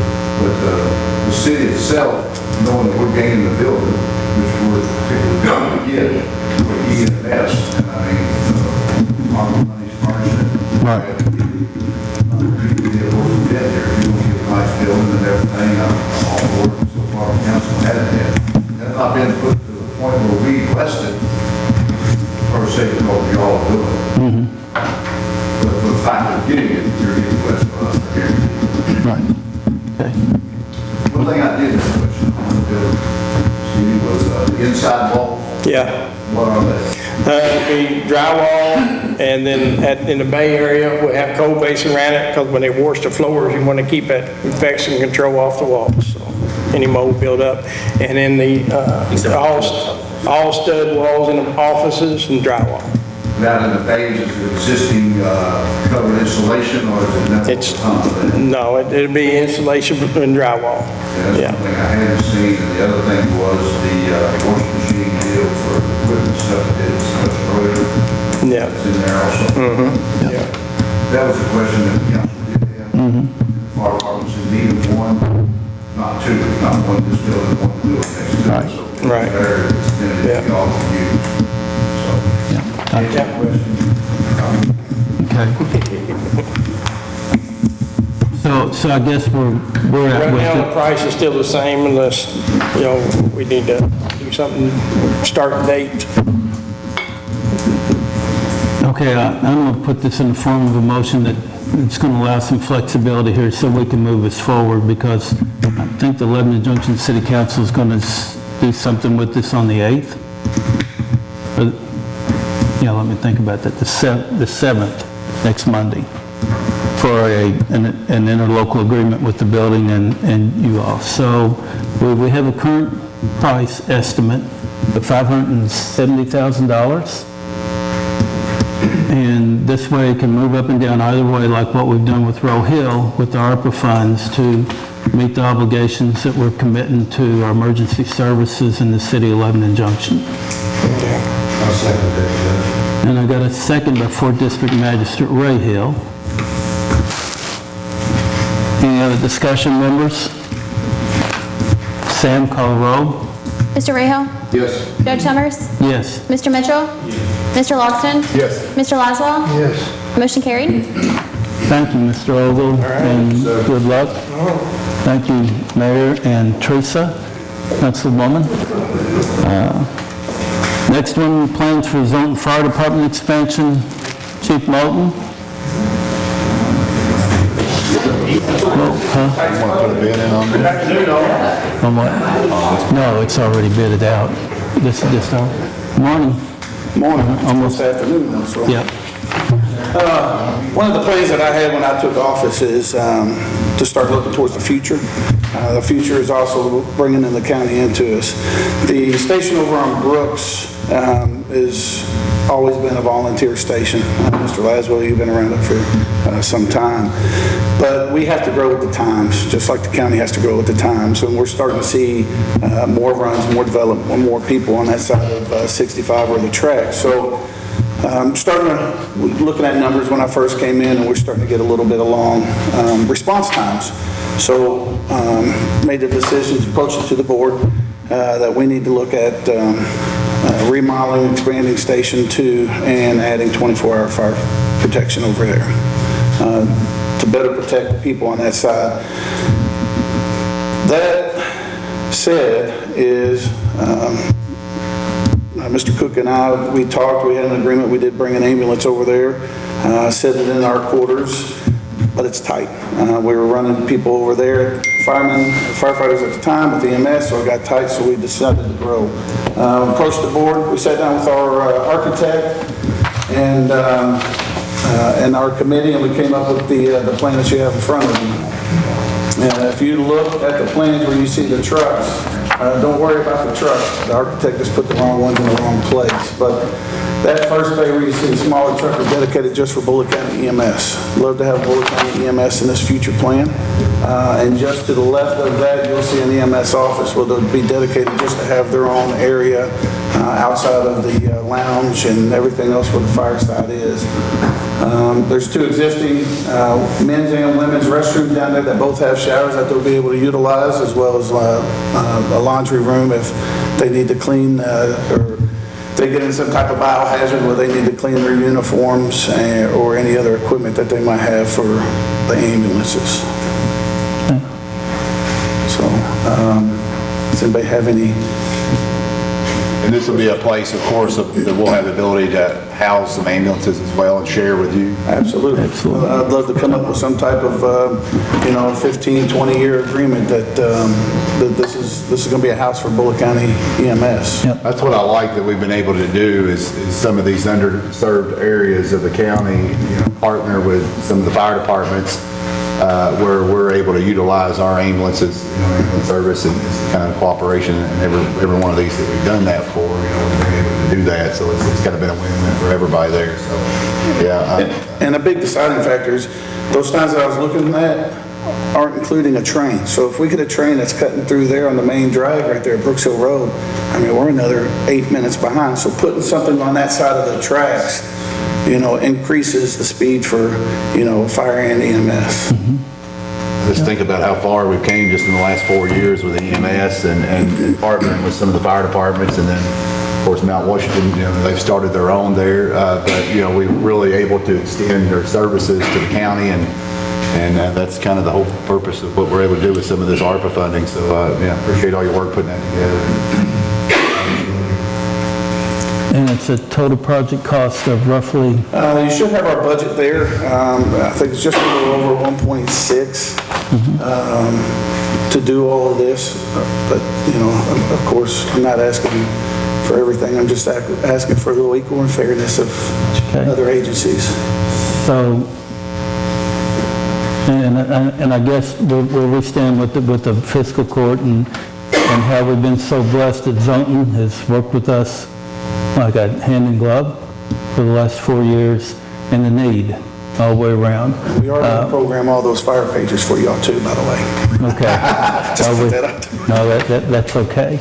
So, and moving forward, I think out of equity, unless you all have any type of disagreement with it, through the ARPA funding, of which I know our attorneys has told us we can use it for our sites and Compass, we'd like to contribute $700,000 directly to the Zonton Fire Department for use of the expansion of Zonton number 2 to include Bullitt County EMS as well. Absolutely. We appreciate that. And that's a motion. Second. And I've got a second by Magistrate Laswell. Any other discussion, members? Sam, call the roll. Judge Summers? Yes. Mr. Mitchell? Mr. Logston? Yes. Mr. Laswell? Yes. Mr. Rahal? Yes. Motion carried. Gentlemen, thank you all, and thank you for all you do.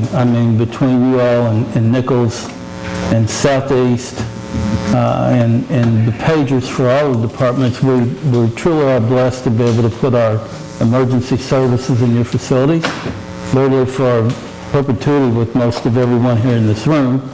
And we'll see what the future holds after we're all long gone. But again, we can't thank you all for enough for what you do for our community. Well, as I tell our community, we can't do it without the support of them, and we can't do it without the support of you all either, so we appreciate it.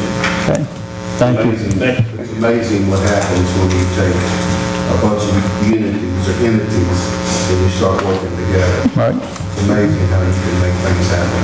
Yep. And it's starting to happen in the county. Everywhere, all around the county. Real quick, I know a lot of people get excited as we start the past Halloween. What's kind of the holiday schedule? What's y'all's plans for that? Y'all gearing up for that yet? You want to see our Santa truck, don't you? Yeah. How's that coming along? Well, we just posted, since we're done with our Halloween event, we just posted, it should be up on our Facebook page, our routes and everything for the Santa truck. Okay. We are going to start decorating that. I got a better one. We're going to start decorating that. Ed's got you. Here in the next couple weeks. And we will be, I can't tell you the areas right now, but on the reveal night will be the 30th. We'll be out on the 1st, 2nd, and the 3rd, the 8th, the 9th, and the 10th, the 12th, 13th, 15th, 16th, and 17th. And then on the 19th is where all the Bullitt County agencies get together in one local area for the whole county. Well, that's awesome. I just want to say thanks. I know there's a lot of hard work ahead of you for doing that in the community. I know they really, really embrace that. It's something really special. That and our Halloween event's the best way we can get back to them, you know, so. Okay. All right. Well, thank you all. Thank you, Chief. Thank you, Mr. Donegan. I have one last thing. We had a gentleman accept a position last night to be our new Director of Planning and Zoning and Code Enforcement. And is he gone? No, he's there. You are. Charlie Spalding has, with the blessing of the court, has accepted the position of being the new Director of Planning and Zoning and Code Enforcement. Of all applicants, he was the most qualified. He knows the county. And as we're moving in a new direction with code enforcement and planning and zoning being consolidated together, we're looking forward to his leadership and skills to take us to the next level. And we've offered Charlie a salary of $65,000 a year if he accepts here and the court accepts him, effective today, 11/1/2022. Any questions, members of the court? Got a big job here. I'm aware. It's not real pleasant sometimes, but you gotta do what you gotta do. Yes, sir. That's your motion. That's my motion. We got a second by 4th District Magistrate Rayhill. Any other discussion, members? Congratulations. Thank you. Sam, call the roll, please. Mr. Mitchell? Yes. Mr. Logston? Yes. Mr. Laswell? Yes. Mr. Rayhill? Yes. Judge Summers? Yes. Motion carried. Thank you. Robin, did you want to speak?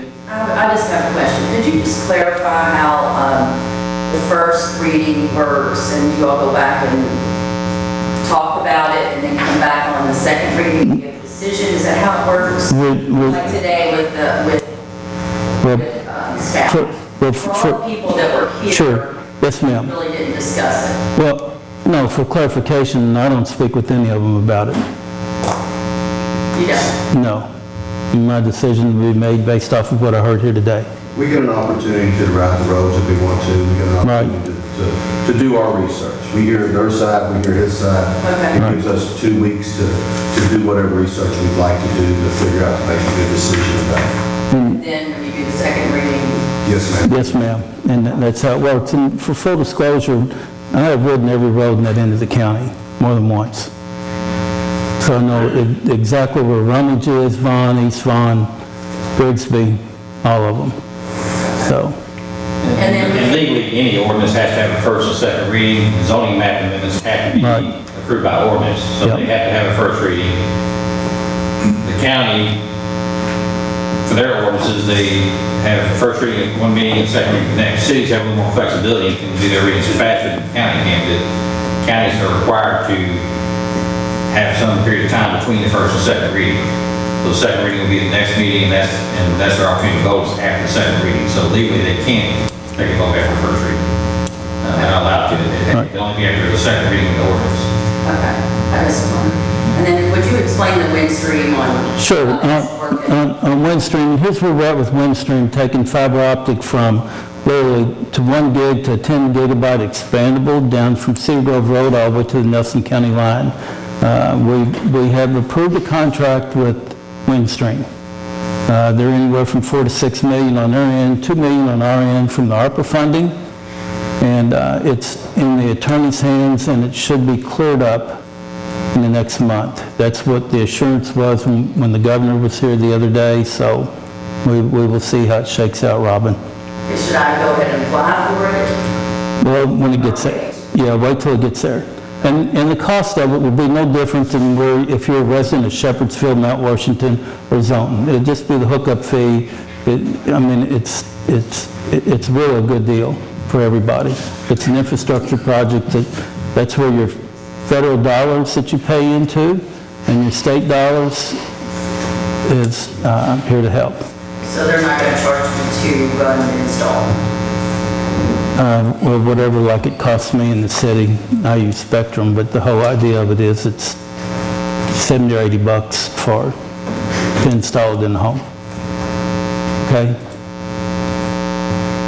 Will this be a combination of underground and aerial or all? It'll probably be a multi-deal, Gary. I'm not familiar with how they install it.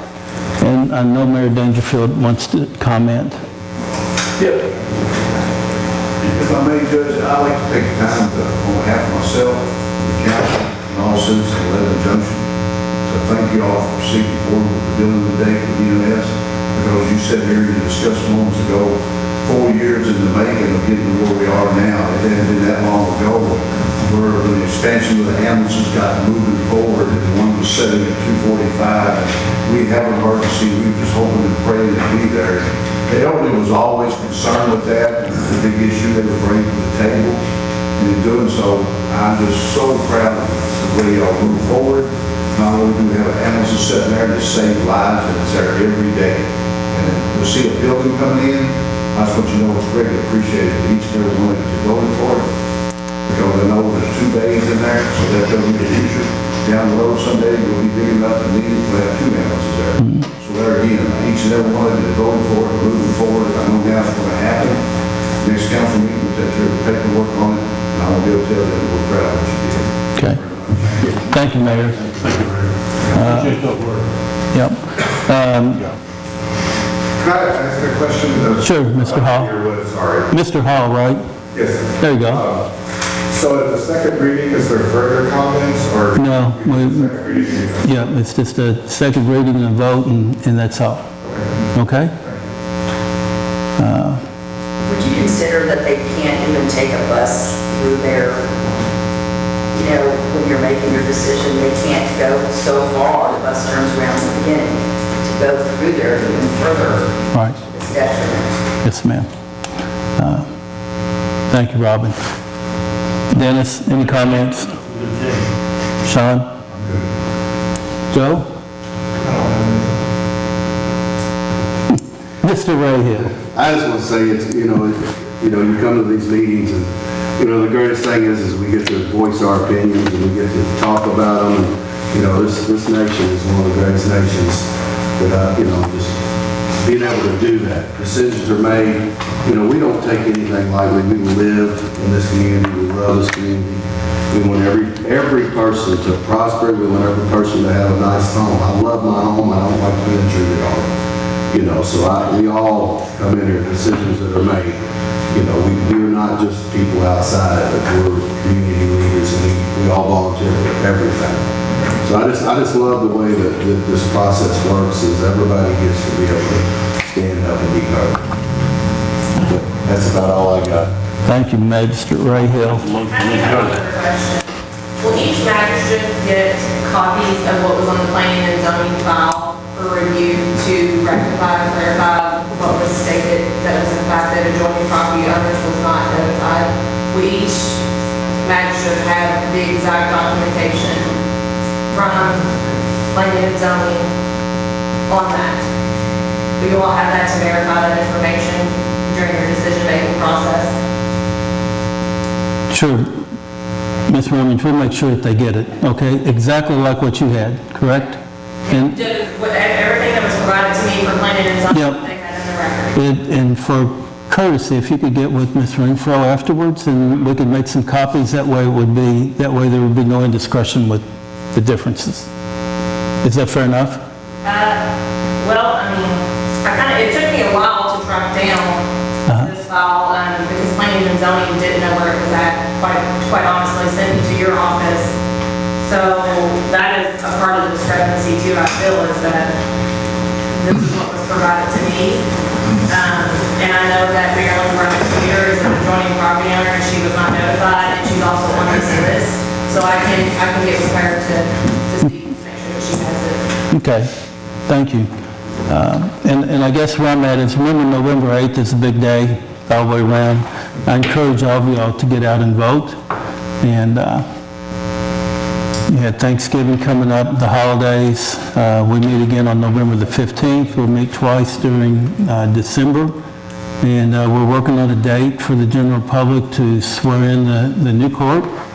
And we'll have a federal judge again here like we did the last time as well. The irony of it is that the 2 dates before on the Saturdays are Christmas Eve and New Year's Eve. So it could be, we'll try to find something in the middle to do that with.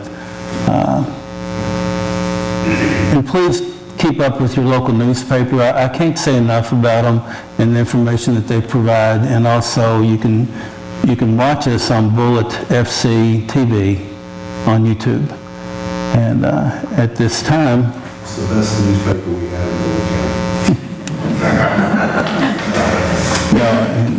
and I'll encourage you to support your local newspaper, because when you look at the Louisville newspaper, it's not much anymore at all. So, Vera, thank you for coming again today.